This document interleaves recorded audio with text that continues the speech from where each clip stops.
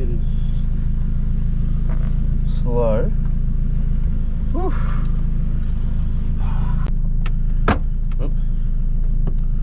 Oh wow. Okay. Yep. Short clutch. Yeah, everything's short in here. Yeah. Let me know if I'm doing anything wrong. Yep. Oh, that's steering. Yeah, well look, yeah. Because of the no power steering, obviously. Yeah, no power steering. So at slow speed, it's going to be a problem. Once you're above about 20 k's an hour, it's fine. Right. But slow speeds, yeah, you're going to need to work those muscles. So I'll take you on a little bit of a, I guess we can drive around and talk maybe testing stuff as well. And you know, we're going to go right here, so obviously looking in the right mirror before turning and being careful of this curb on the right as well. So what we do find here is a lot of students get too close to the curb on the right here, and then they can hit the wheels on the right hand side. As we're entering this new road, we're looking for a speed limit sign.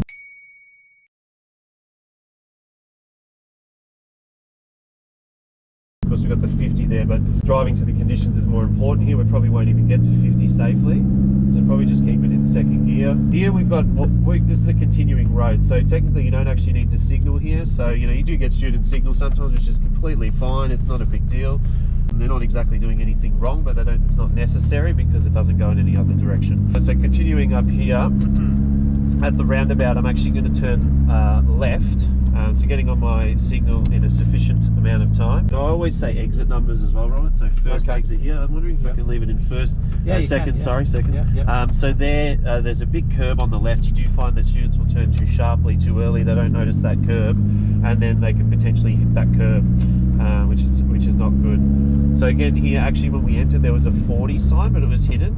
And up ahead again we've got a continuing road. So this again continuing, again doesn't need the signal, checking mirrors, right mirror especially. I'm going to go back down into second. I don't drive manual every day, but I absolutely love it. And we've got a little manual Fiat 500. Did you see that beautiful I-30N? We're going to go back and see it there. So I'm going to do a U-turn here. I'm going to stay in second gear, but then I'm going to put the clutch in here and get back to first, because we're probably going to have to stop for this red car is also doing a U-turn, but they've completed the U-turn now. See how I go. Just be nice to the learner drivers, yeah. And you can see the amount of rubber on the inside curb there where people have just That's right. So these curbs, this is the problem. You get a lot of people, look at all the rubber on it. Yeah. Whacking up against the curb. You can do that in something like that GU Patrol, you could do that all day long. Wouldn't worry about it. Car like this, you're going to damage it. Continuing road again, looking in the left mirror as well. We've got cyclists here. So you're getting a lot of bike lanes. As you enter in, you've got the speed limit of 40 kilometres an hour. Okay, says, I'm loving the orange. Good morning to you both. Good morning. I said, it's me now. I've taken over your phone. I'm in control. So passing through here as well, again, you've got a speed limit as you exit the roundabout. Checking. Yeah. I always check. I talk about checking internal mirror on exit. I know this one's not as great. No. But you know, left mirror is going to help there to notice the cyclists, right? Yeah. Scanning here again, and remember, Robert, we talked about that roundabout rule in our little interview there about the fact that it's not give way to the right; it's give way to vehicles already inside the roundabout. This is fantastic to drive, by the way. It's just, I really appreciate you letting me drive. Oh, look, trusting me with it as well. That's okay. Look, so here I'm just braking and waiting to feel that the shutter, I guess, or getting to that point of the car's going to stall, getting it back into first and holding it then in first. Now, when I was learning to drive, I believe, back in the day, and my instructor's still around, I remember coming to this intersection, it didn't have traffic lights. Yeah. It was just a stop sign. Yeah.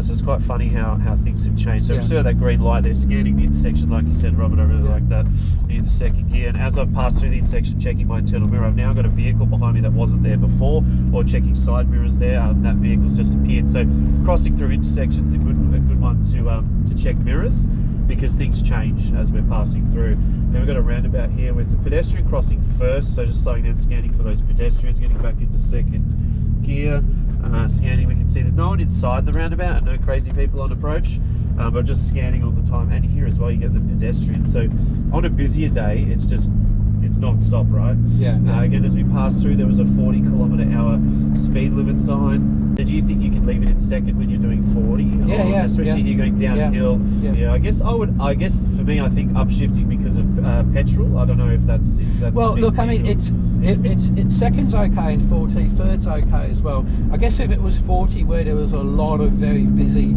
stuff going on, I probably want more seconds, so now I can slow down quickly. If it's trickling along like this, third is fine. Okay.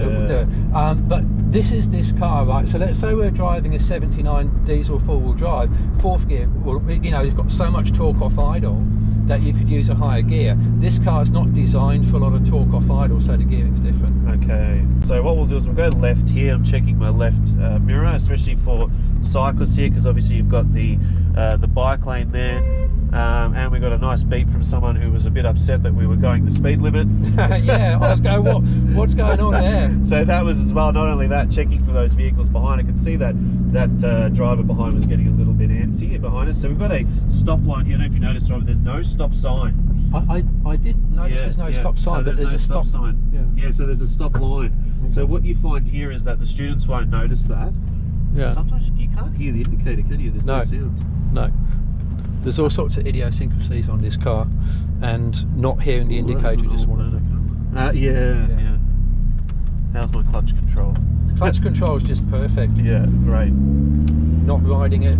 Never driven this before as well, so it's good. which is really nice. Yeah. I just love the feel of it. Have a look at this little. Yeah, so I'm looking at that going, that's a hazard right there. Yeah, because and this hazard here. So I'm checking my right mirror as I'm around. Exactly. He's just, geez.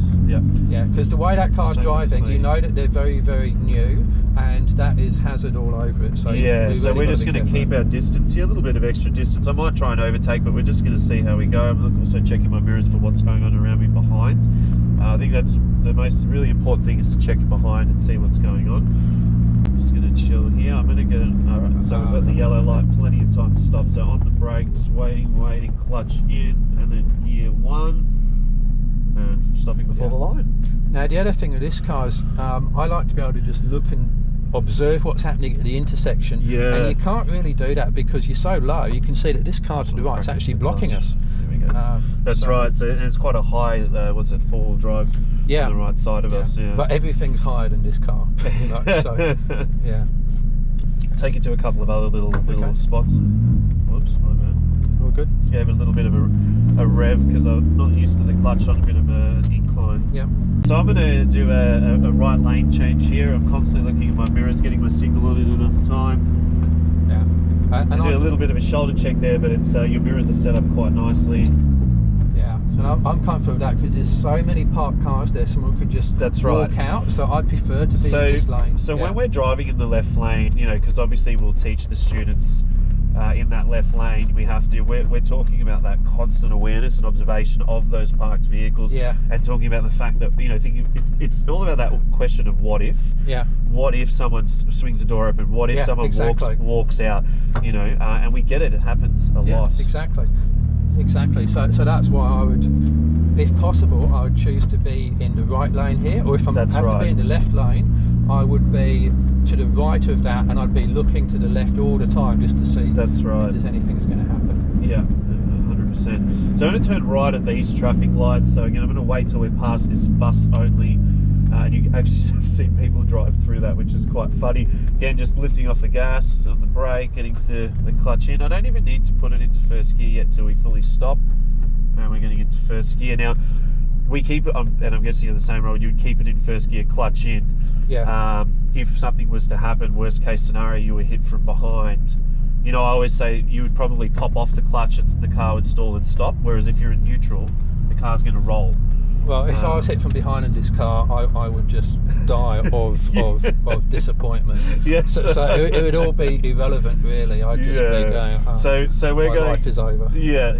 I would be the same probably in the end. So we're going right to the left lane. We're giving way. So give way means slow down, stop if necessary to avoid a collision. I'm checking my left mirror there as I come into the left lane, because what we're aware of there is that people actually do go around us when they shouldn't. We've got a pedestrian here as well, a bit of a hazard, you know, walking down the bike lane there when there's a footpath on the left. So again, as we entered the road, it was actually 50, so we can pick up the pace a little bit. We're coming up to the traffic light, probably didn't need third gear. So I'm going to go left here, again checking internal left mirror before moving over. I'm going to go down into second, looking over my shoulder as well, and we're going to go left here. We've got a cyclist just there looking for pedestrians, and we're going to go left into left lane. Now I'm still in second.